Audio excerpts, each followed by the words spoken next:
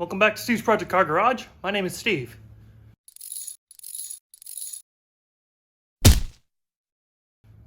Today I'm going to be working on cleaning up some of these chassis bits because in the last video you saw me paint the frame. Well, it's still Saturday, and if you watched my last video, you saw me just a few hours ago.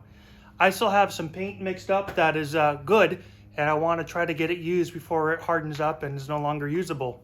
So, because I'm in kind of a time crunch, I got to start wire wheeling some of this stuff and get it cleaned up so I can try to get paint on it. So stick around, it'll be a great video. All right, so I was kind of hoping that I'd maybe just sandblast these guys and then paint them, but because I have the paint and I didn't realize that I would have so much left over, I think I'm just going to go for it and just wire wheel these and see if I can get some paint on them and get them cleaned up. So I'm going to go ahead and just start wire wheeling and see what we can do.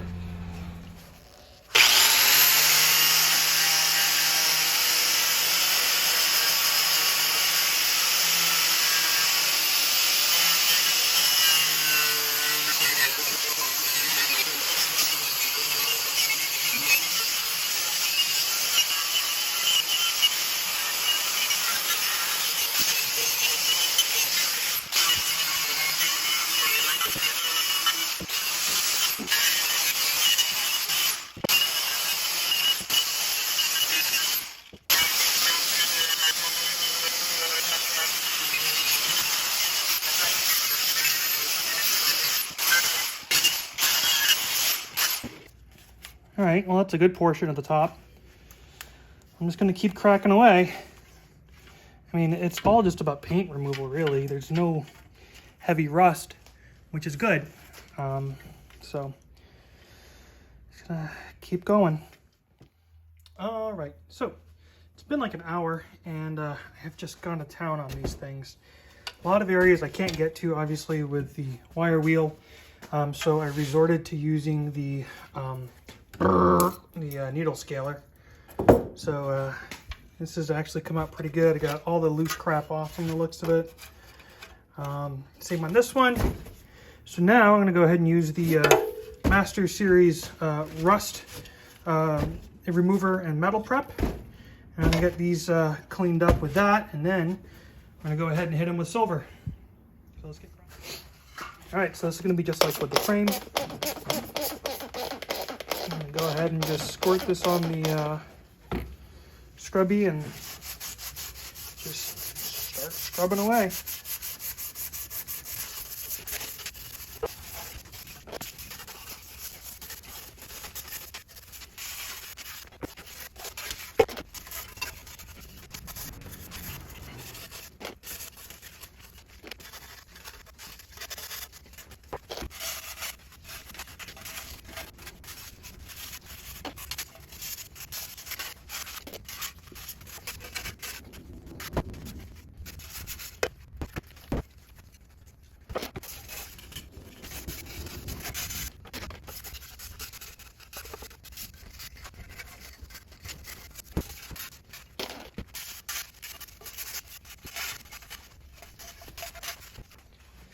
All right, so here's the deal.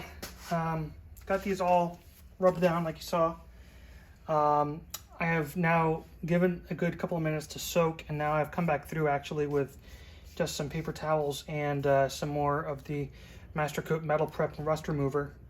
And I wiped it all down, and now I got a pretty nice clean metal surface. This is pretty much ready to paint the way it is. The nice thing about the Metal Prep and Rust Remover is that it is also a detergent, so it does act as a wax and grease remover.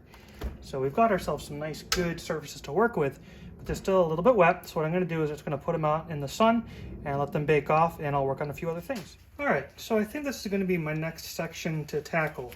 This is the passenger side A-arm assembly, and everything I kind of left intact as much as possible, so that way I can kind of keep things together in groups.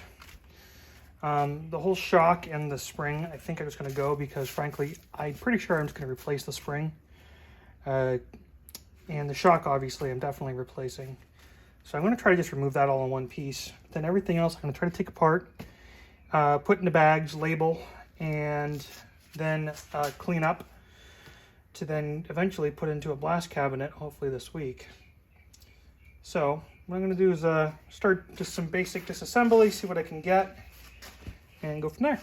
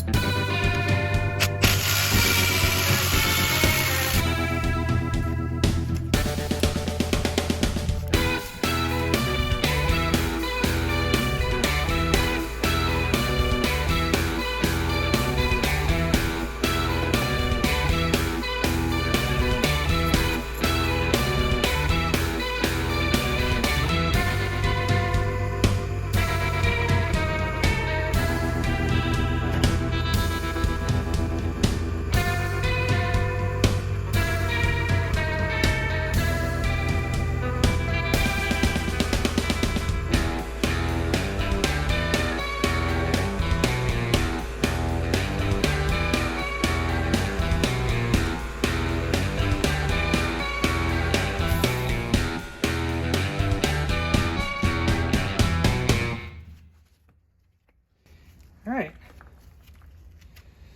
so I've never taken a trunnion apart before, but this is it, apparently. Great big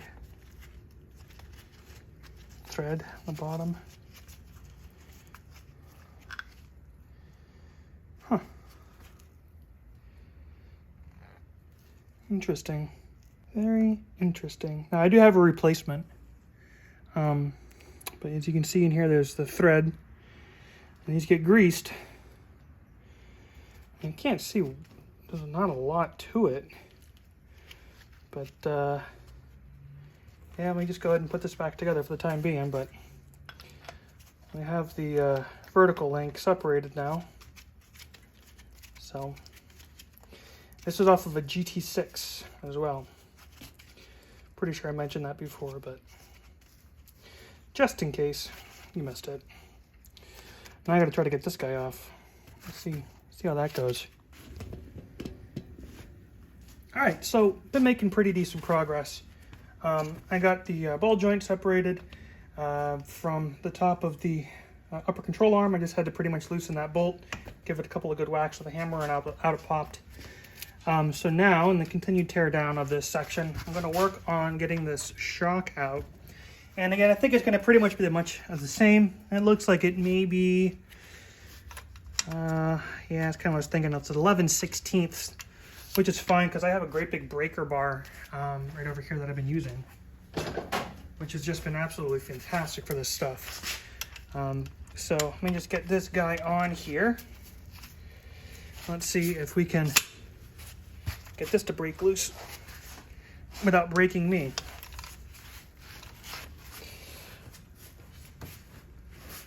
Yeah, it's not coming loose anytime soon. There we go. It's just about getting the right kind of leverage on it, really. Okay. So now, got that spinning in there. Let's see. Not an 11/16 on that side. I have 5/8. Let's see.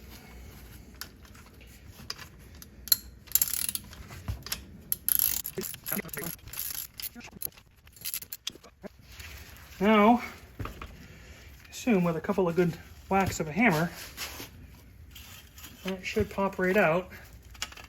Oh, not even. Beautiful. And there we go. There's one rusty old shock with some blown out bushings.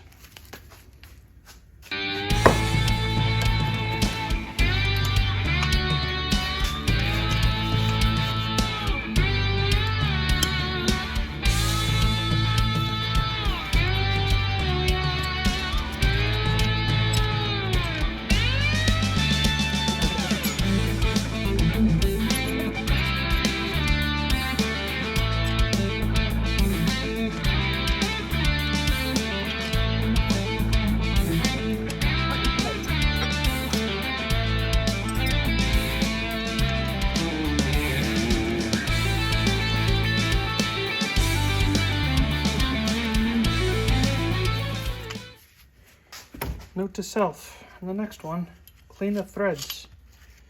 Crikey. All right, so with the aid of my drift set, I was able to get these apart. And there we go. That is a deconstructed A-arm. Wow. Now what's left is to push out the bushings. These all need to come out. They're all pretty shot. But yeah, we will save that for another time because I need to take a break. That was a lot. I need to go ahead and get some of this stuff labeled, clean up a little bit, and do it the other side. Catch you in a few. All right, so here we are. These things have dried up pretty good. So what I'm going to do now is just paint them with what I have left of the Master Series Master Coat Slim. I'm going to just do it with a brush, an old chip brush, well, new chip brush, and I'm not going to do anything fancy because, well, I'm kind of done with the painting and the spraying today. So I'm just going to knock this out.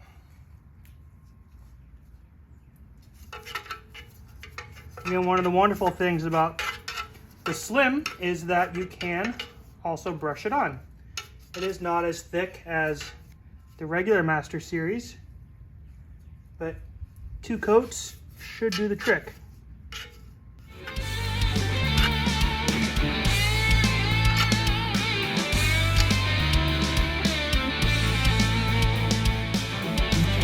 All right, there we go. Looking pretty good. So we're gonna let these guys do their thing and dry up for a little bit. Then I'll come back out and I'll slap them with a second coat. All right, time for a situation report. I got the second coat of Master Series on the towers, but unfortunately, a little bit of AG111 that I had left is, well, solid. I knew I was pushing it. I had a pot life of 4 hours on it at a minimum, it said. It didn't really give me a maximum, but unfortunately, it's done for. So I will not be able to hit those with AG111, at least right now. So, let me show you what I got going on over here. I had to get medieval. Sawzall, cutoff wheel, heat. Yeah. So what happened is there was a bolt that holds in the bottom of the shock that had seized to the inner bushing. Oh wow, look at that bushing. Oh boy, that's bad. I'm glad I'm going through all this. Anyways, so it seized to the inner bushing and I ended up having to cut it out. That's part of what's left of it. I don't know where the other bit is, but it's around here somewhere. Oh, right here. So yeah, that's what happened. But I have the driver's side apart, although I still am fighting with this. So on the passenger side, there was not a castle nut on here, and it also came loose relatively easily. This, my friends, though, is quite the opposite. So far, I've tried heat, and I've tried plenty of penetrating grease. I'm gonna just keep on trying with this. Maybe just now the penetrating oils had some more time to get in there. But essentially what happens is I go ahead and I try to spin this, and I can spin it, but it spins the whole bolt. And I'm almost at a point where I just may end up having to cut the bolt off again, which I really don't want to do, but I may be left with no choice. So let me keep pushing on this. It is getting kind of late in the day. It's been a long day. I need to get the frame in the garage because it's still hanging out there from the last video. But yeah, so that's kind of where we're at. I'll check in with you. All right, welcome back. It is now Monday night, and I'm working on trying to remove some bushings from some of these old bits. And I was trying this one off camera just to try to figure out what my process is going to be. And I think I got it down pretty well, and so I figured I'll go ahead and show you what I'm doing. So it's going to be a multi-step process, but it's pretty straightforward. So I have a pair of sockets. Actually, I have 3 sockets total. So the first socket I'm going to just put on the outside, and as you can see, it sits on the outside of the bushing and tight up against the metal. And then I'm going to take a smaller socket And we're gonna use this to kind of push the bushing out. And this is a multi-step process because again, I don't have the right tools, but I'm improvising to make this work. And so I'm gonna take the socket, crack this open just a little bit more. And I'm going to just hold this here. And while I hold it, I'm going to tighten down just to get a bite. And then I'm just going to start to try to push the bushing. And this is going to just start pushing the old bushing out. Now it looks like that actually broke through the bushing a little bit, but you can see that the bushing itself is now really kind of popped out. So what I'm going to do now is I'm going to trade out for a larger socket, and we're just going to keep driving it home. And this should go ahead and get that old bushing pretty much right on out. Ta-da! Now, of course, there's still a little bit here, and I guess that this is going to be expected as I work through some of these, and it's not going to come out easily, but you get the drift. So now I got to work on trying to get this out, but I just pushed the old bushing out, which was pretty well perished. So yeah, I'm going to do a couple of these, and then I will show you where I'm at.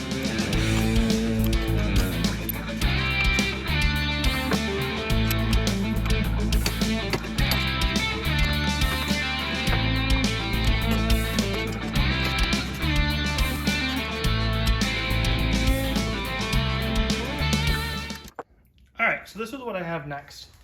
I got the bushings from the front taken apart. Now what I want to do is take apart this rear vertical link. So I have it just kind of sitting in the vise. It's not tightened down or anything like that. But I got this one big bolt here that goes through the bottom trunnion. And then I have these bolts up here that looks like undoes the remainder of the brake disc from the actual axle. So I'm going to take a look to see if I can just kind of break this loose. And then if I can, I'll move on to up here. I'm just going to take it one little bit at a time because I don't know about you, but these look pretty nasty. And I really don't want to cut anything if I don't have to. So I've already got some penetrating oil on there. I've cleaned up the threads a bit. So I'm just going to get my breaker bar and we're just going to put it on there and kind of ease it off and see what we can make happen.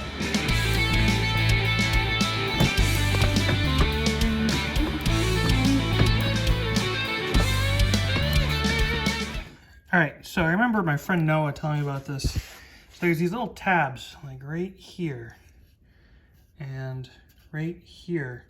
And so you gotta bend those tabs out to then be able to get these nuts to loosen up. So I'm gonna get like a flathead screwdriver and we're just gonna bend those back and see if we can get it done. Okay, so I hate to say that was easy, but that was actually pretty easy. I bent the tabs back with a little flathead and then I use the impact wrench to go ahead and just back these off. So now I'm curious to see how this separates, if at all, or if I'm going to need another tool. So let me go ahead and just set you down for a minute. I'm going to see what happens. Just then. Okay, so this just lifted right up, and I guess that was a seal at one point or another. That just completely disintegrated and it got all up in here, which is fantastic because that's right into bearings, which is right where you really want to be doing stuff.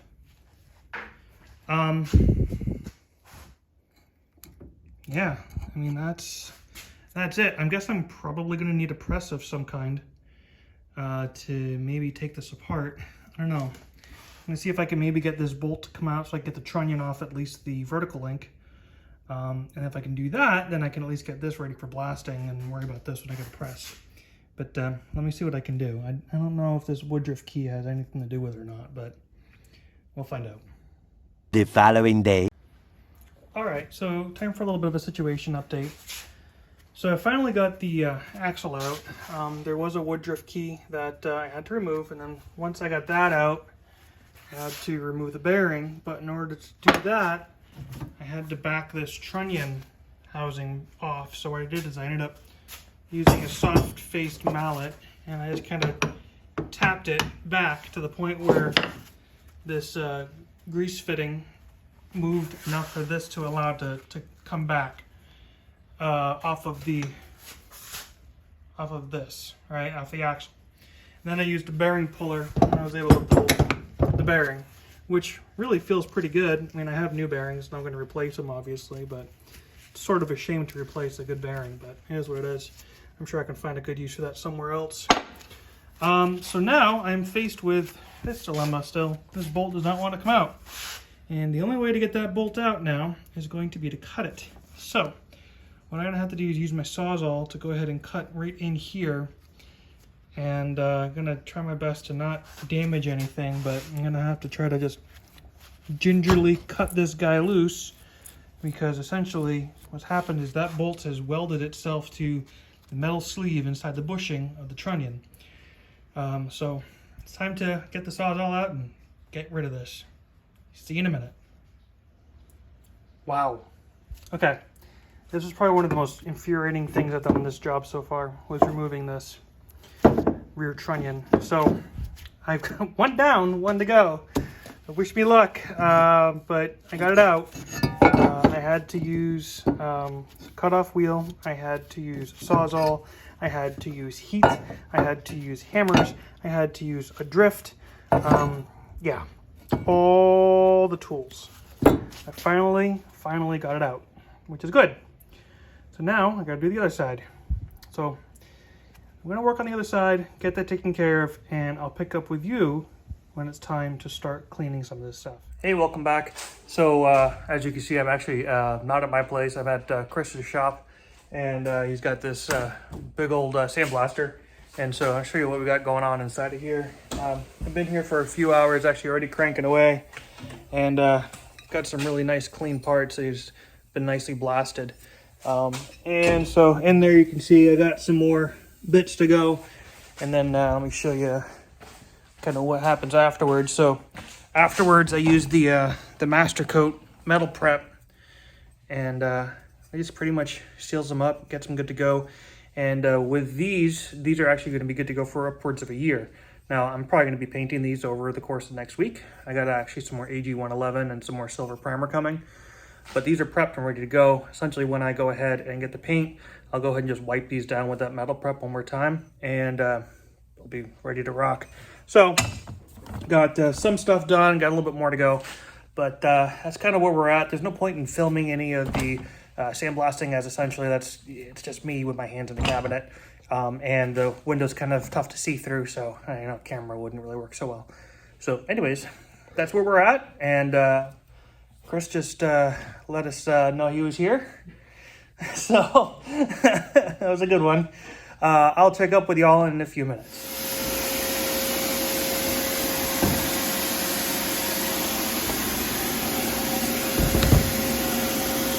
Not much to see in there.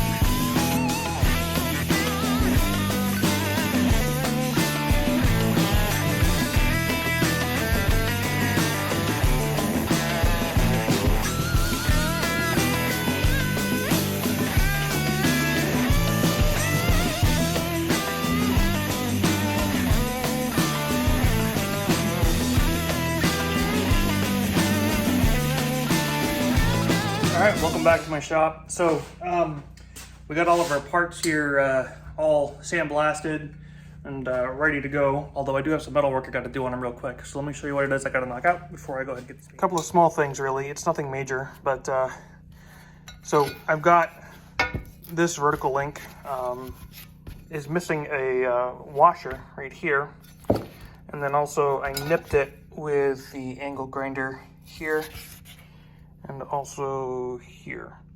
So I'm gonna go ahead and weld up those, and then also I got a little nip there with an angle grinder. And I'm going to actually remove this washer and replace it because I also did nip it ever so slightly. I don't have to get in focus. See that, but anyway, so I got some replacement washers. I actually got these from Ace. These are the same thickness and they same size, so they should pretty much just weld right on. So I got to do that. And then over here on this, looks as though the car took a decent hit and grind or something at some point or another. But this is pretty mangled up and scraped up. Chris has advised that I go ahead and try to replace this. So I'm going to see if I can do that. I should be able to just cut this off and then put on a new piece of metal. So those are some of the things that I'm going to work on here. Gonna get that ball rolling and go from there. And then once those are done, we'll hit them again with the metal prep one more time because there is a little bit of surface rust that's developed, but nothing big. But we'll hit them with the metal prep one more time and then get them ready for paint. So let's get cracking. All right, so this is what we ended up with. So I welded these guys on. I flattened them out so they're nice and flat. Everything looks pretty decent there with those, so that should work out pretty well. And I ended up actually doing this one over here too because this one was kind of nipped into as well, so I just kind of wanted to make sure I had nice clean metal to work with. With this one though, I actually ended up just taking it off and then flipping it over so that we had nice clean surface. That seems to work out okay. So we got these done. I also went ahead and I welded up those little areas that I bit into. Nice and clean, sanded it back. You can hardly even tell, especially once you throw a coat of paint on it. So now let's talk about the next challenge. So the next challenge is this. This was ground down. It looks like almost as if the car fell on it and then kind of rode forward. And this is a lot thinner than it should be. This should be about 12 gauge. And I mic'd this, and this is actually closer to like 18. So it's definitely lost a lot of material and thus strength. Another thing that I noticed too is that these are just a little bit narrower than the other. This is a nice, good factory set. So what I'm going to do is I'm going to throw this into the vise, and I'm going to remove the old one. And then I got a nice thick chunk of 12 gauge steel here. This is galvanized, so I'm going to sand back the galvanization on it. But I'm going to use this to go ahead and recreate it. It's not quite as wide, but I think that this will definitely do the trick. Big thing is I got to try to get this curve with it. So I'm going to try to use my vise to just kind of bend it, see if I can get that curve right. And if I can get the curve right, I'll have to just kind of go ahead and put in these little bends here. But yeah, that's kind of where we're at. And then before I weld it together, I'm going to go ahead and fit the trunnion in here, the old trunnion that is, and just kind of make sure that I have it all like gapped and spaced correctly, because the last thing I want to do is make it too small or too wide. So that's going to be what I work on for the time being. So let me get cracking on this. All right, so let me show you what I got. So I went ahead and I actually used my vise to kind of give a little bit of a curve here. Just push down on it, a little bit of hammering to try to get it, but I mean that's actually pretty dang close. That's not too bad. The curvature isn't quite as it could be on here, so maybe I'll try to just get that a little bit more with just a little bit of hammer work, but I think for the most part we're pretty much there. So let me just keep working on this and we'll go from there. All right, so here's what I've got mocked up. I took the measurement of this good A-arm, and I actually ended up adjusting the internal measurement here of this A-arm. So these guys are pretty dang close now, whereas before this was tighter. So now they should be both pretty much spot on for each other. And I did test fit some trunnions in there, and it does fit pretty good. So to kind of keep everything true, what I'm going to do is drill out these plug welds that are in here, and then while leaving it in there, I'm going to go ahead and just fit my new replacement piece that I made right in, weld it on, and call call it a day. So let me get drilling on this to get this all separated. Hopefully nothing moves. Got this in the vise pretty good. And then I'll zap it in. Check you in a minute. All right, so I got the old one off. I actually used my caliper to measure and got 1.67 inches here. And I was able to actually get this to pretty much 1.67 inches as well. It was a little bit off before, so using the caliper, I was able to get it even closer. So these should be pretty much dead on. So I got some weld through primer on here, and next thing is going to be just to zap, zap, zap, and we'll get this guy on. So let me get my welding gear on and get this guy cooking. All right, there we go. That's the finished product.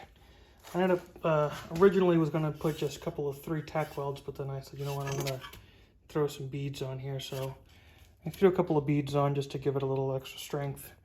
I think it came out pretty dang decent though, if I do say so myself. And you can definitely tell we got good penetration there, nice heat penetration, so I'm happy with it. So with that, it's starting to get a little bit late. I don't really have a whole lot more time in the night, so I'm going to start the cleanup and paint process, I guess, tomorrow. I went ahead and I did heat treat both of these just because I was welding on it, so I figured I would just go ahead and hit it with a torch. So gave those a nice little heat treat, same on this one, and should be good. I'm pretty happy with it. So as far as metal work is concerned on these, we are done. Now the time has come to just kind of go ahead and hit them with the metal prep one more time. Let that wipe off anything that's kind of developed over the last couple of days. And then hit them with some Master Series Silver, the Slim. And then we're going to do AG111. So I'm going to sign off for the night, and we will catch you later.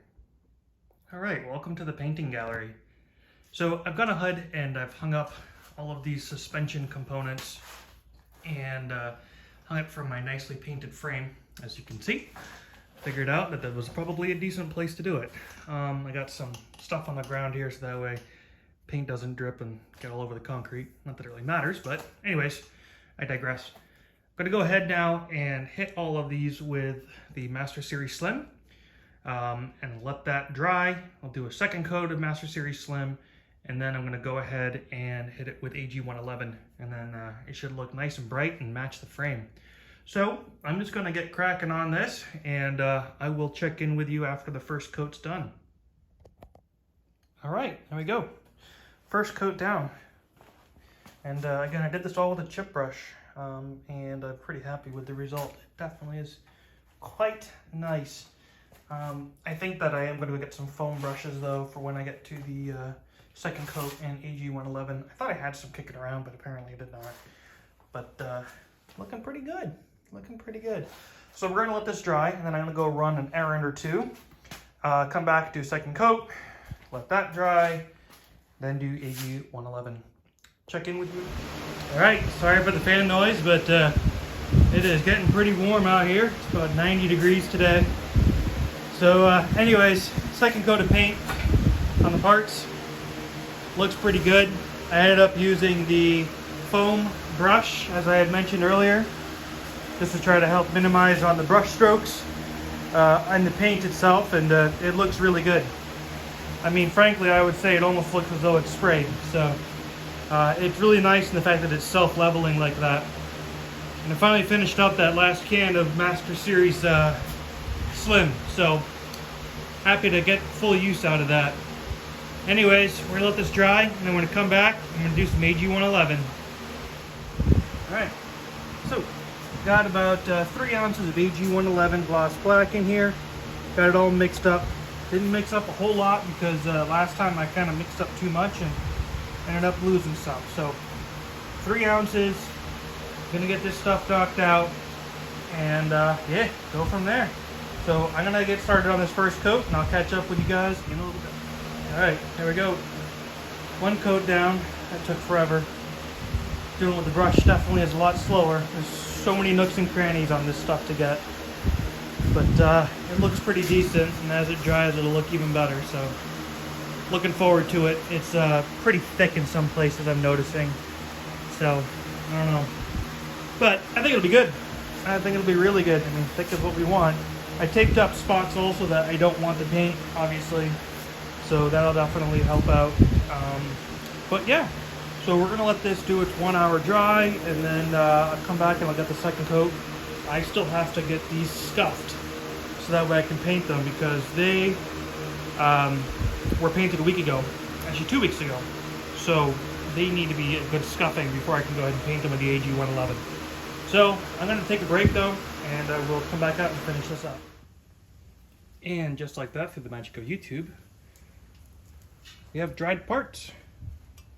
So last night I ended up coming out here, giving them the last coat of AG111, and got the towers done. Everything looks pretty good. There's a couple of spots that I missed. I'll need some touch up, but it's to be expected. I went ahead and I untaped everything here too. These all look pretty decent. I got a little bit of cleanup work that I'll have to do with a razor blade, and then maybe a little bit of 1500 grit in a few spots, but outside of that, everything seems pretty dang good. So, with that being said, I think it's time to go ahead and wrap up this video.